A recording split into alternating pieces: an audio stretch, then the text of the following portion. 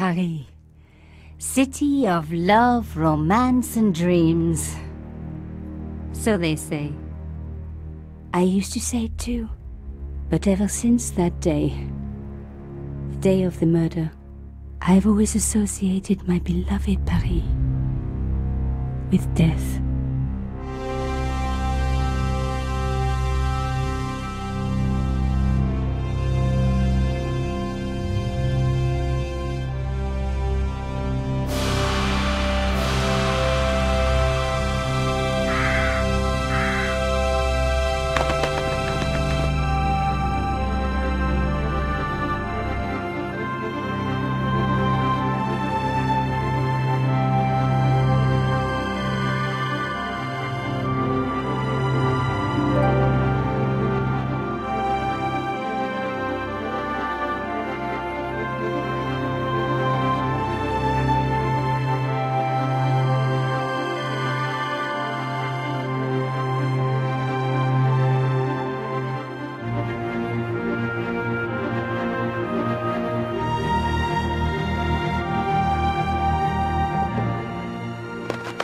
I was at home having a bath when my editor called.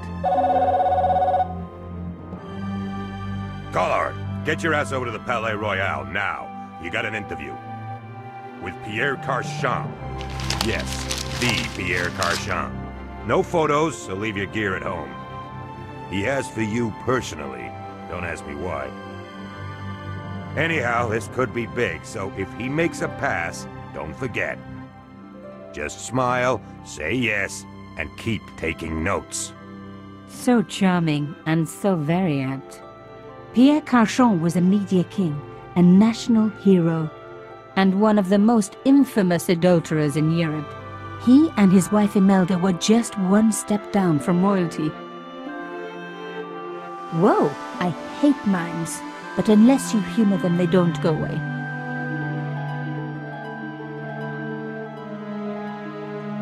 Here I was, the palace of the Media King and the Ice Queen. I pressed the doorbell and set in motion a chain of events which would change my life forever.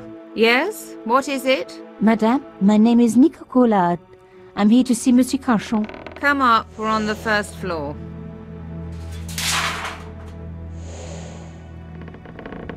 Madame Carchon, it's a pleasure to meet you. Yes, I'm sure. The Ice Queen was certainly living up to her reputation.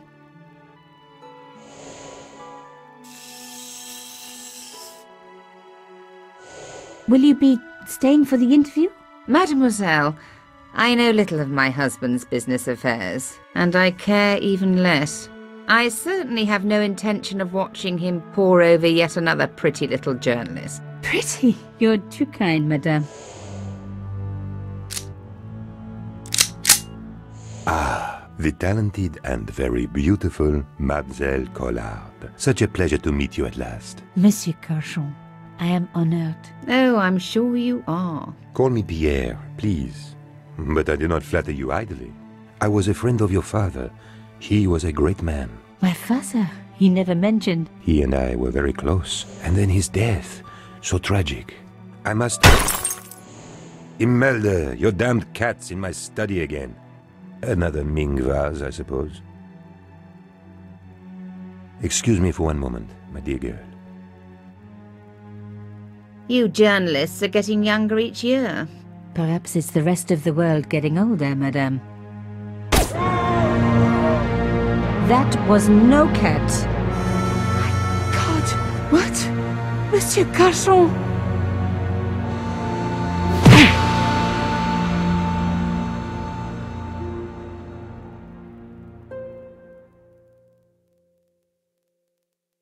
He's dead. I must call the police. You'd better stay here. There was a man. It was the mime. Do you think he... Well, I believe we can rule out suicide, don't you? No wonder they called her the Ice Queen. She would have been top of my list of suspects if I hadn't seen the attacker myself. And if I hadn't come across a couple of murders just like this already.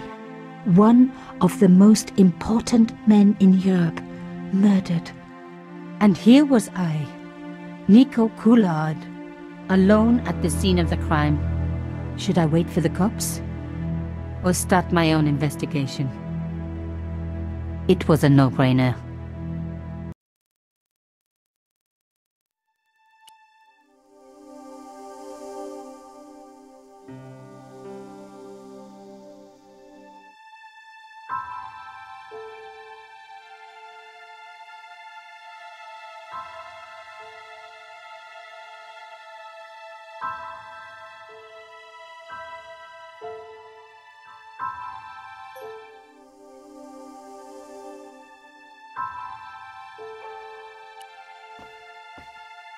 A bust of Pierre Cauchon, humble servant of La France.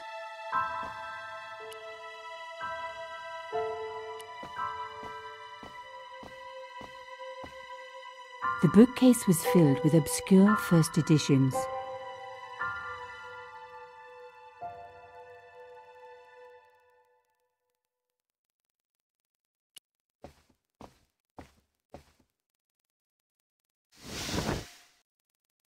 A small round piece of glass had been cut out of the pane. This was a professional job. I didn't want to cut myself and leave blood on the glass. Call me old-fashioned, but I like to keep my DNA to myself. Pierre Cauchon again. His eyes seemed to follow me around the room.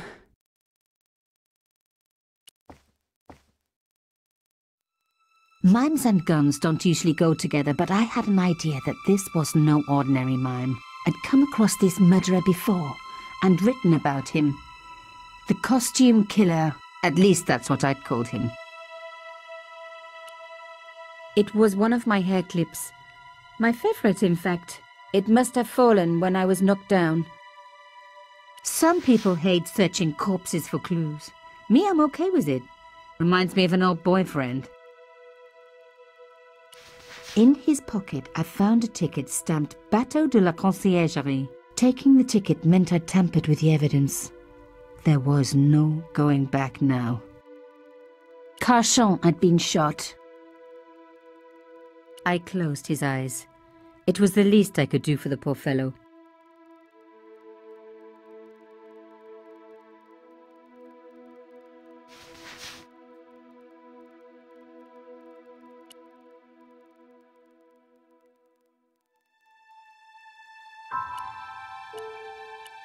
It was a boat ticket stamped Bateau de la Conciergerie. When I was a little girl, Papa used to take me on the Bateau Mouche as a treat.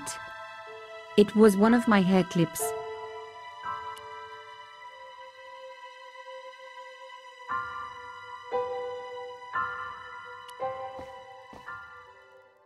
The police could turn up at any minute. Somewhere there were clues to the murder, and I needed to find them.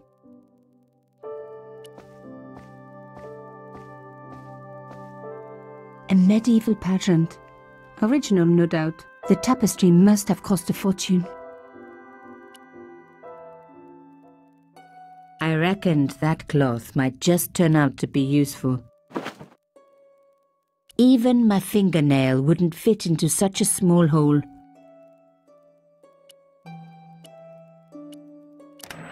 Aha! Nico, you are just so damn good at this stuff. Instead of comforting Imelda, I was ransacking her flat. Why? Because there was something going on here, and I had to get answers before the cops arrived. And hey, she'd been rude to me, so she had it coming. A key. Maybe a safe key.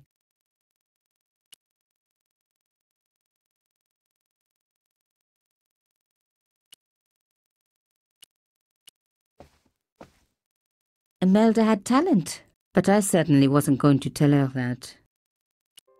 It was a tube of acrylic paint. French ultramarine. Just the color I was after for my bathroom. I'm sorry, I have to go. Someone is... Young lady, what are you doing?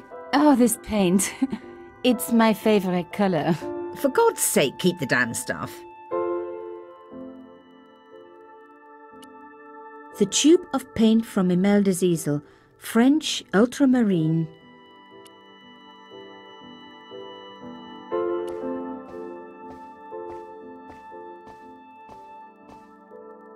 Excuse me, madame. Yes? Why would a mime want to kill your husband? Pierre had plenty of enemies. Half the husbands in Paris for a start. How did your husband know my father? I have no idea. You didn't know him? Thierry Coulard? Pierre knew a lot of people I didn't know, most of them women. I am so sorry for your loss, madame. No, you're not. You're a journalist. Journalists don't feel sorry. Not true. We shall see. Why did your husband send for me? What did he want to discuss?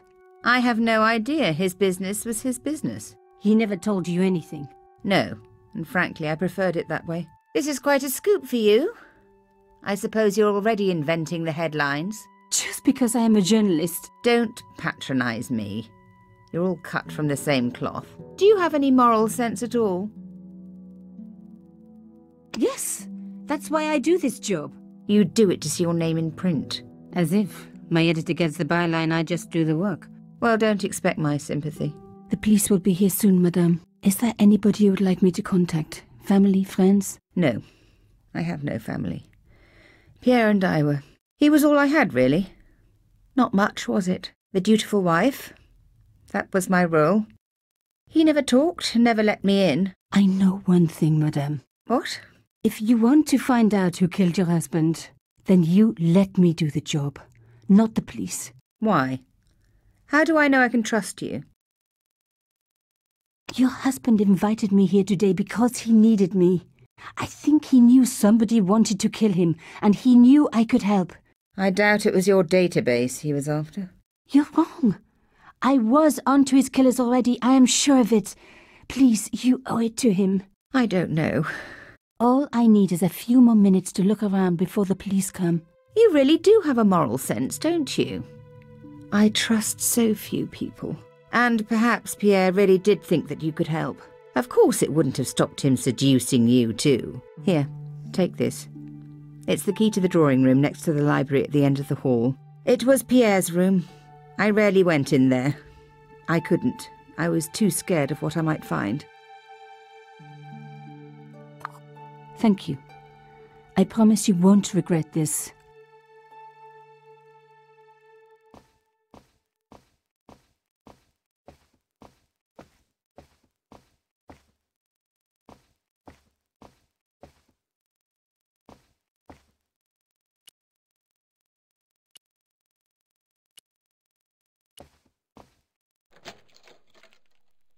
Now we were getting somewhere.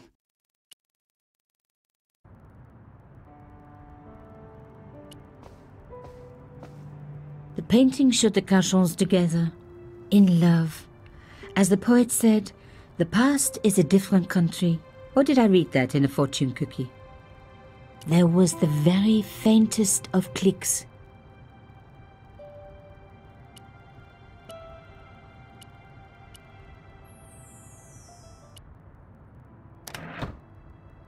Behind the picture was a safe.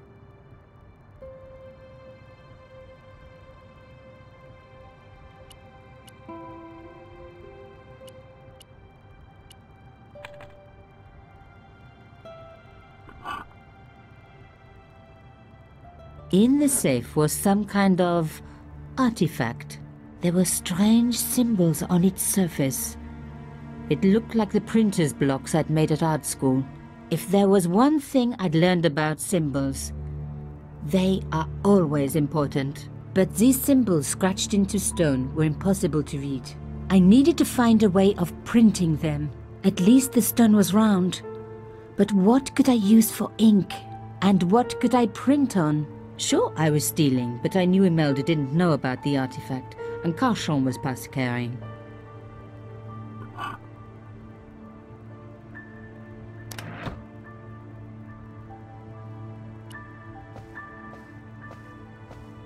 This wasn't the time for me to lie on the sofa doing my Marie Antoinette impression. Though it is very popular at parties, especially with gay guys. Don't ask me why.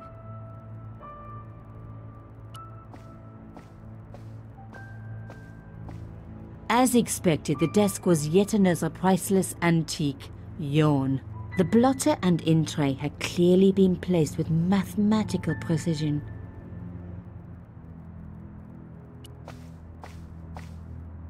I didn't need a sheet of blotting paper. Not while it was blank. I didn't want to take the tray, but I knew the artifact was like rolling the cylinder in the tray for no good reason would be just plain silly. The paint would have just soaked into the blotting paper, but the idea was good.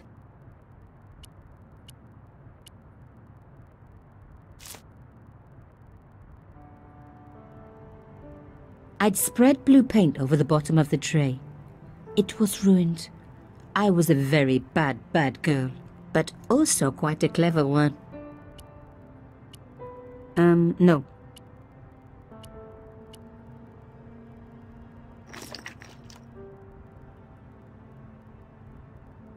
I rolled the artifact in the paint until it was completely coated.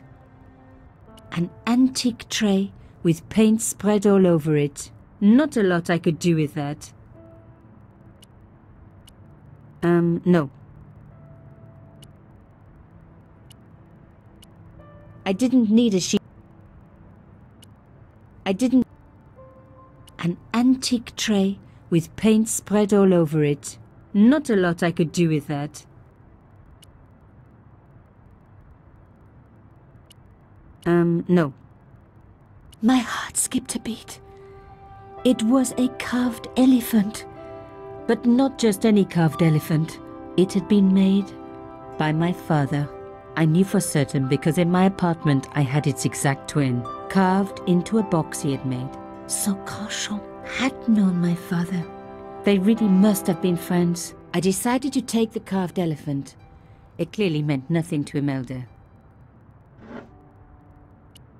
It was the beauty. No. No.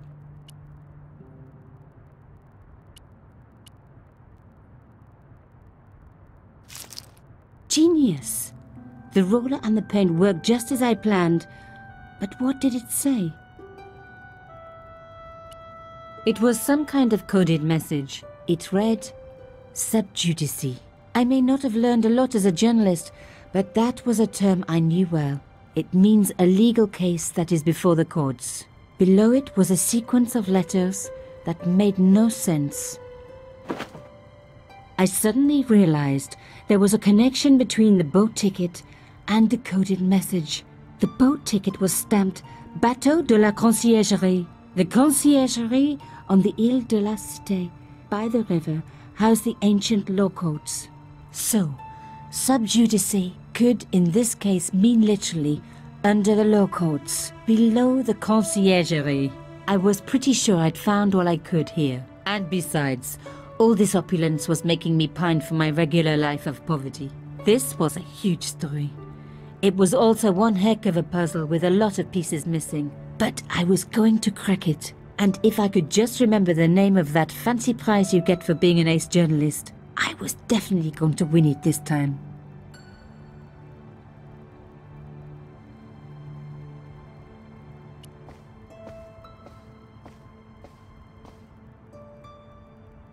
Locked, not surprising really. It didn't work, but I guess it would have been surprising if it had.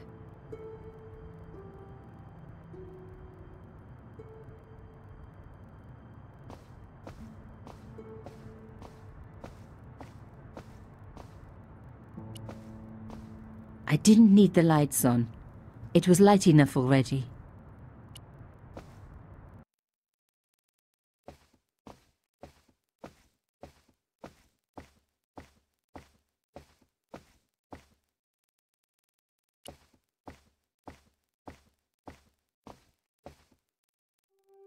Did you find anything useful? This carving, do you know anything about it? It was Pierre's. What does the statue have to do with... Please, I need to know. He was given it by a friend, something to do with Africa. He never explained any more?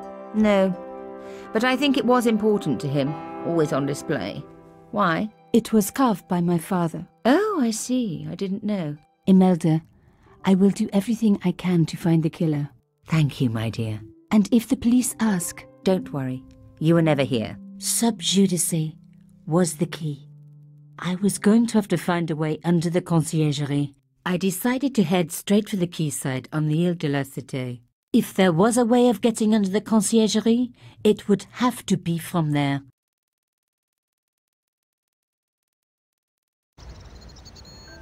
Canchon wasn't the type for messing about on the river.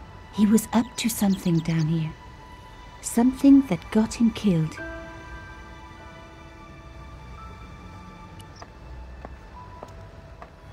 An old boyfriend of mine owned a barge once. Dampest relationship I ever had. In every way.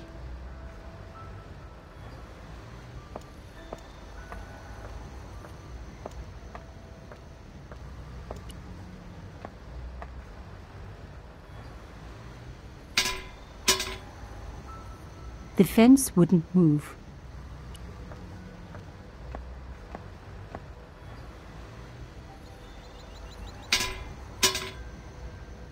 This fence wouldn't.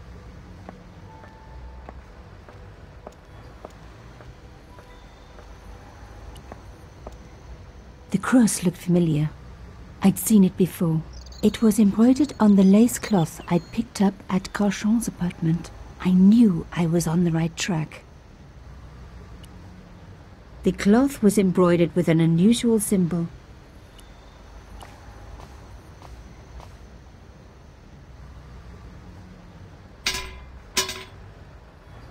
I tried pushing the fence, but it wouldn't move. A strange pair of locks stopped the latches from releasing the gate.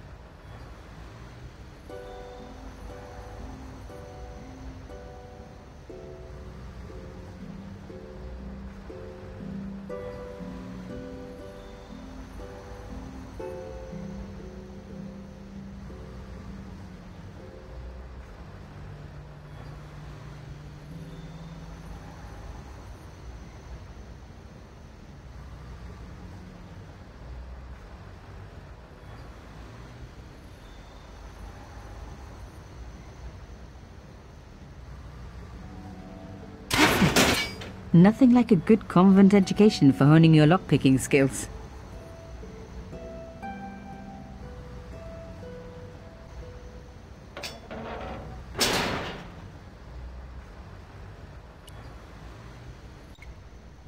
For a room full of junk, that was one very sophisticated lock system.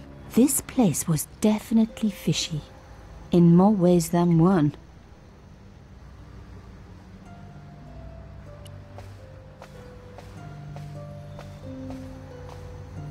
The skiff hadn't been touched for years. I've got an exercise bike just like that.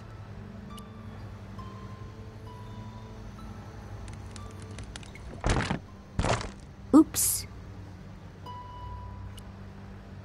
It was an old shell case, probably from the 50s. I knew what I was talking about. I grew up watching war movies.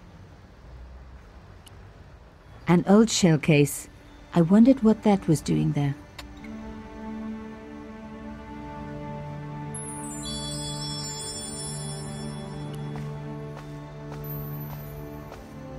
Moving the skiff would only damage it.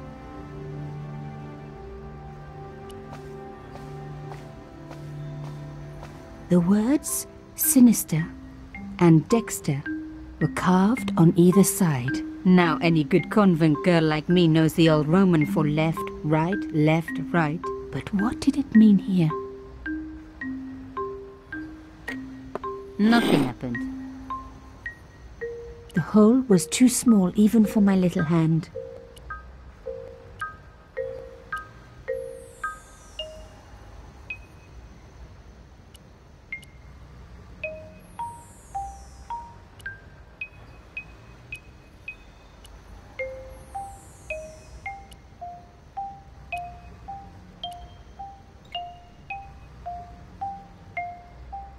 Mystery solved. Carchon's stone cylinder slotted into the hole with a satisfying click.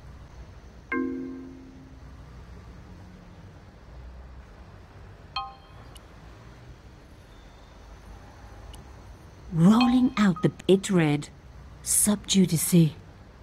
Below it was a sequence of letters, S, D, S, S, D, S, S.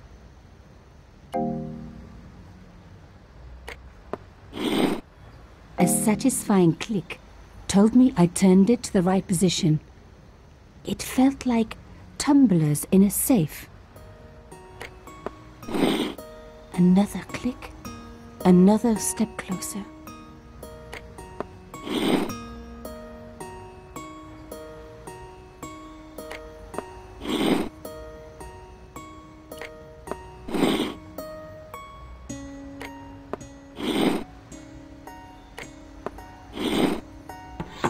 I love the sound of locks clicking open.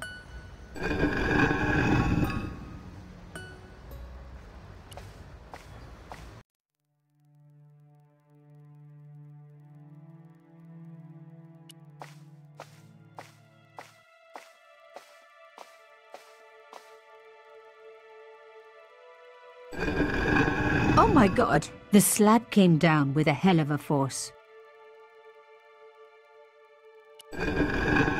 With nothing to hold it up, the cross dropped back down again.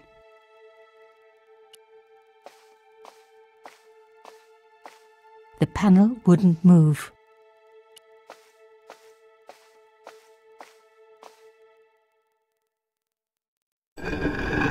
Lifting the cross closed the entrance door and also opened some kind of stone panel.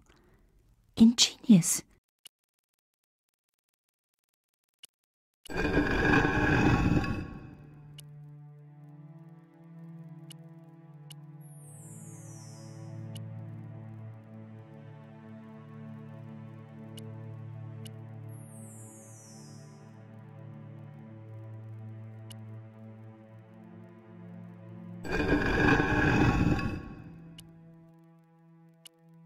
This wouldn't hold the cross up, but I needed to use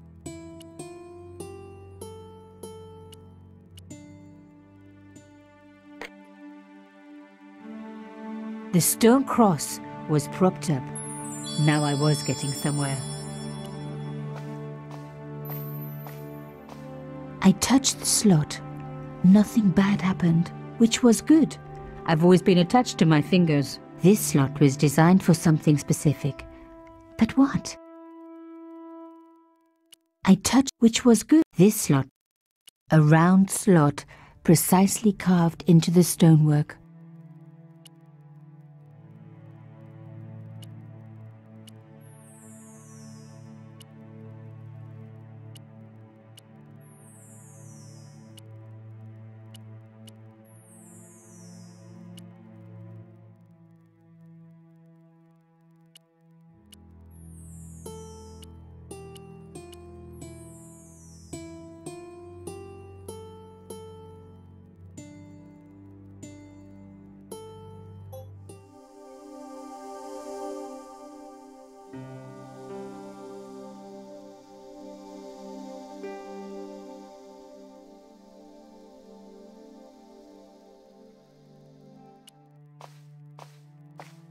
No way.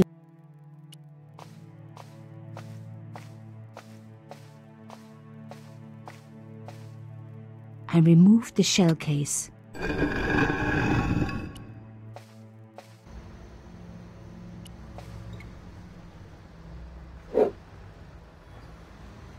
I removed the stone cylinder.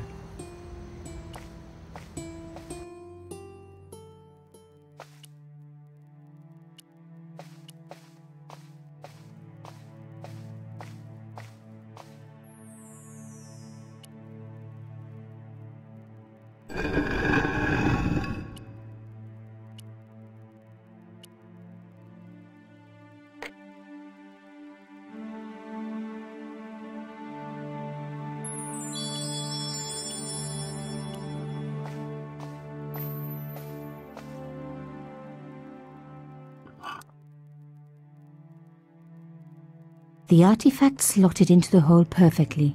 Behind the old walls, I could hear some kind of mechanism groaning into life, but whatever had been triggered had now jammed.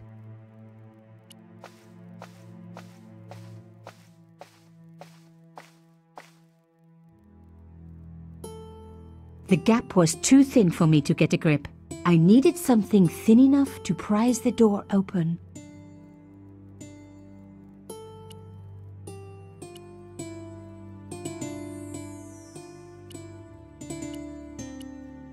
I was going to need something a lot stronger than a hair clip to free the door.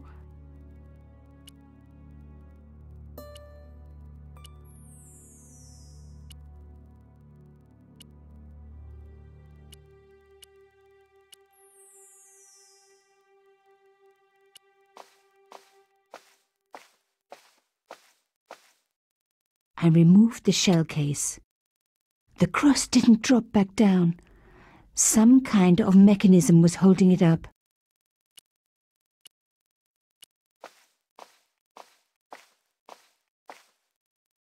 The gap was too narrow. I needed something flatter to work into it.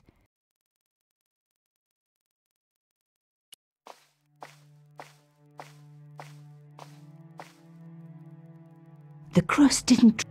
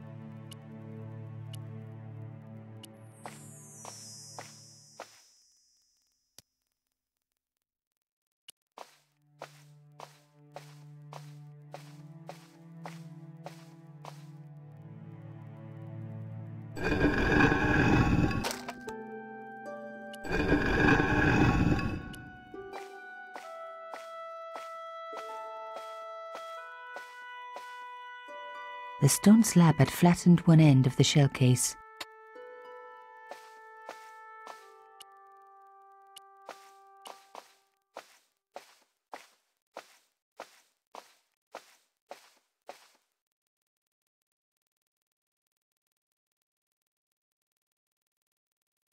I needed a gap for leverage.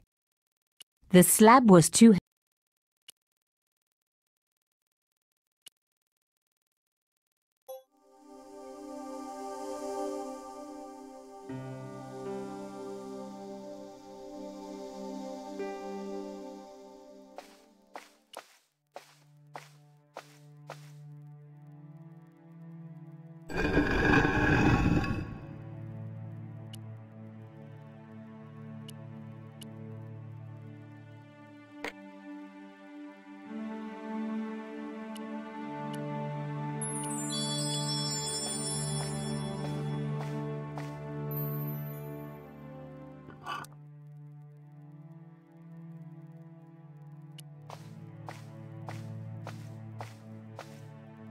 I removed the shell case.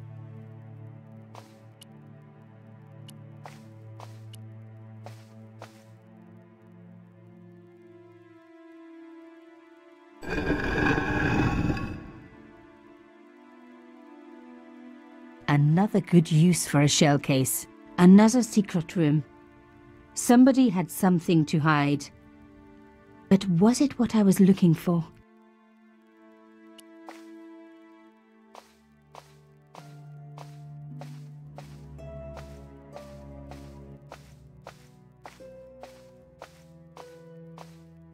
Wow! Through the darkness, I could see that this was a stateroom. But for what purpose? And how did it tie in with Carchon?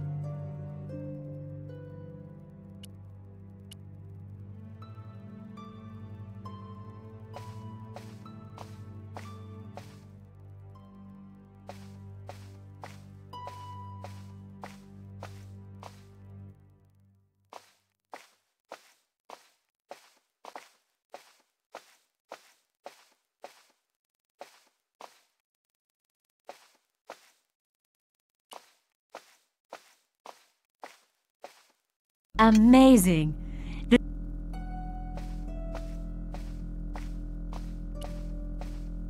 A door like that always has something important behind it. I had to find a way to unlock it. That wasn't going to help.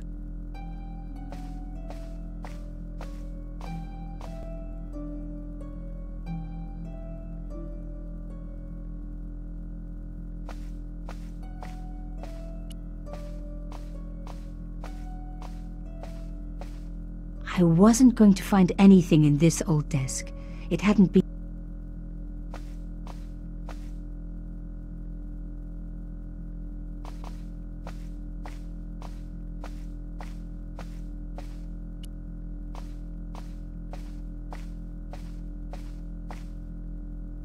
The flags had faded. Fascist regalia, a message of hate.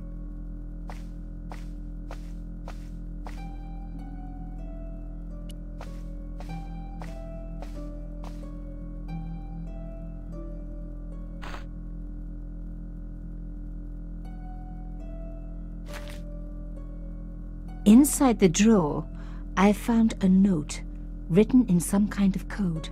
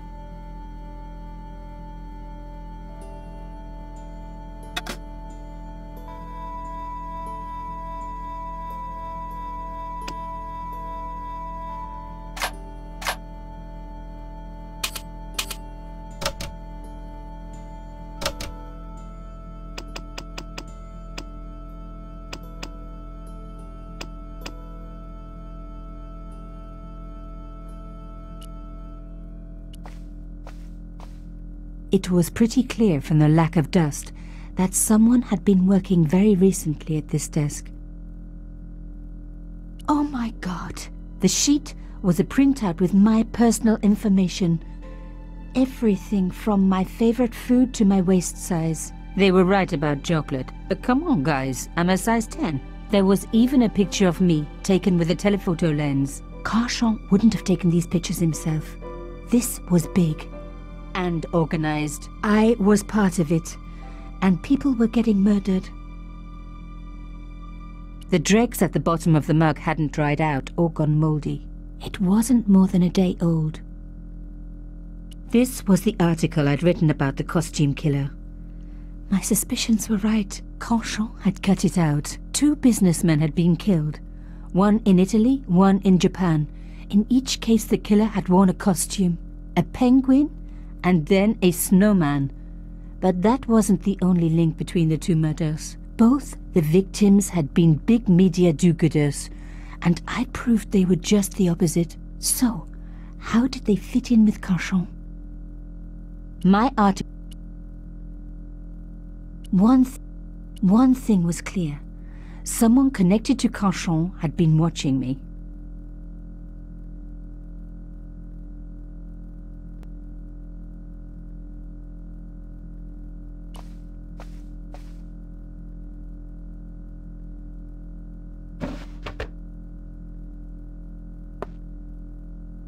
Damn! Don't you just hate it when that happens?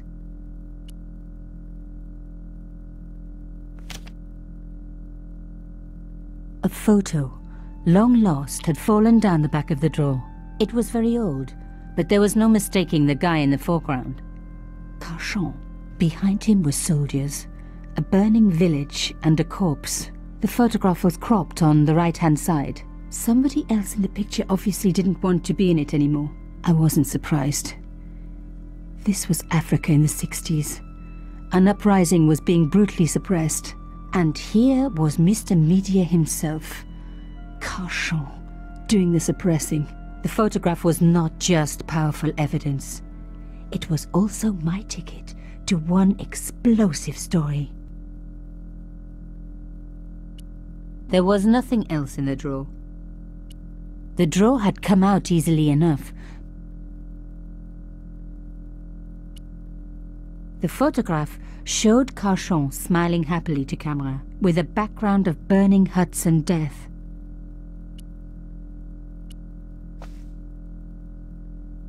One thing was my art.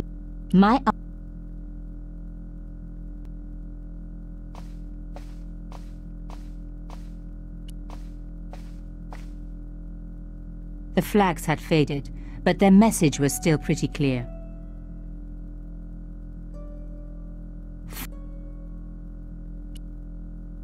The flags had faded, but their message was still pretty clear. Fascist regalia, a message of hate. The flags had... Fascist I wasn't going to find... The desks were covered with a Lady Justice stared out from a stone door, which was locked and reinforced with steel bands. A slot next to the safe door. All I had to do was find something to fit into it. It was like being back in kindergarten. All I needed now was a shape that would fit the slot.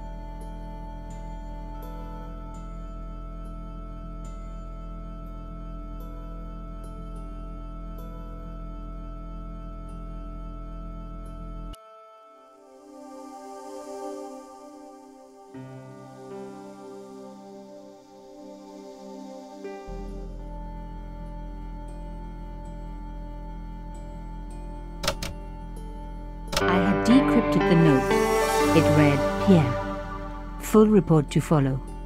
But this is too urgent to wait. Arno and Yamada both dead. This is not a coincidence. Indeed, it seems that all of us who came together in July are in danger. Take great care. X. I wasn't the only one to make the connection between the costume killer murders. I'd been right all along. That was why he had asked to meet me. But what did I know that he didn't? I had enough for a story. An amazing story that was going to make my reputation and blow Conchance to pieces. I needed to get home fast and start typing.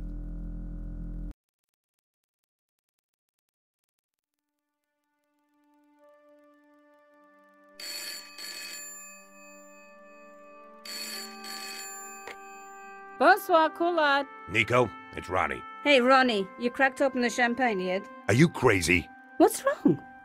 Wait a minute. You didn't print it, did you? Of course I didn't print. That's the best piece I've written. The last, as far as I'm concerned. It's important. It's suicidal. You can't destroy a national hero. He deserved it. His corpse isn't even cold. Ronnie, 2 hours ago I told you what I'd found. You loved it. You begged me to write it up immediately. 2 hours is a long time in newspapers, Nico. Someone's got to you, haven't they? Listen up, Nicole, and listen good. Pierre Carchon had a lot of friends. Powerful friends. For your own sake. Forget what happened. You got it. End of conversation.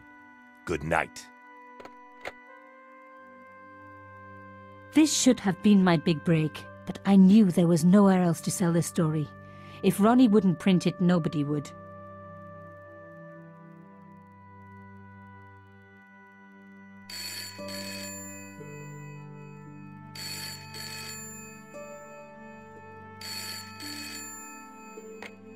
Bonsoir, Collard. Mademoiselle Collard, my name is Plantard. I need to talk to you about your story. Your Pierre Carchon story. How did you know about that? There are people out there, madame, who will be very upset by this story. Oh, really? Well, it's their lucky day. It's been spiked. Yes, I know. We must meet. We must? I have information relating to your costume killer stories. Tomorrow morning, 8 a.m., Café de la Chandelle Verte, Rue Alain Court. I shall be wearing a grey overcoat. You must talk to no one about this. You can't tell me what to... Tomorrow at 8. I'll be waiting.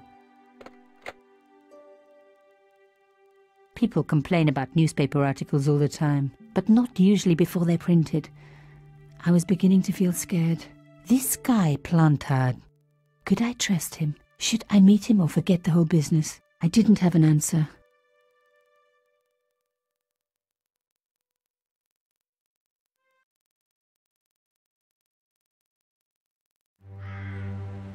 I'd only been in Paris for a week, but already I'd fallen in love with the city. My latest discovery was a little cafe, La Chandelle Verte. I was pretty sure the waitress was taking a shine to me. That old Stobart charm, I guess. Little did I know my reverie was about to be so rudely interrupted.